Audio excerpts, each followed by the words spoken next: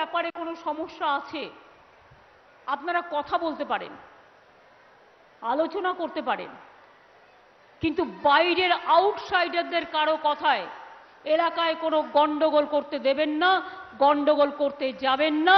এটা আপনাদের কাছে আমার আবেদন থাকবে। কোনো ব্যাপারে কেউ কথা বলতে চান নিশ্চয়ই কথা বলতে পারেন। আমি বাইরের কারোর সাথে কথা বলবো না, বাইরের কোনো পলিটিক্যাল পার্টির সাথেও কথা বলবো না। বৈদিক ভিলেজের নাম শুনেছেন, উন্নয়ন গ্রুপের নাম শুনেছেন, এইরকম আরো কিছু প্রমোটিং কোম্পানি আছে। এরা কি চায়? চাষের জমিগুলো কম দামে কিনে নিয়ে ওখানে বড় বড় মাল্টি স্টোর বিল্ডিং তৈরি করি। কয়েকটা জমির দালাল এক হয়েছে এবং কয়েকটা প্রমোটার। এরা জানে আপনার কৃষি জমিটা উল্টো পাল্টা কথা বলে কিনে নেবে।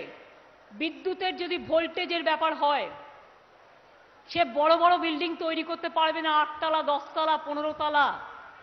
তার কারণ যেখান থেকে বিদ্যুৎ যায় সেখান থেকে এটা অ্যালাউ হয় না। কয়েকটা মাওবাদী লোক আপনাদের থেকে টাকা তুলেছে, কলকাতায় যেতে হবে টাকা দাও, আপনাদের দেখিয়ে ভেনিজুয়েলার টাকা নিচ্ছে, বাইরে গিয়ে টাকা নিচ্ছে, আপনাদের একটা মিছিল দেখিয়ে রাস্তা কেটে ছবি তুলছে, তারপরে টাকা তুলছে।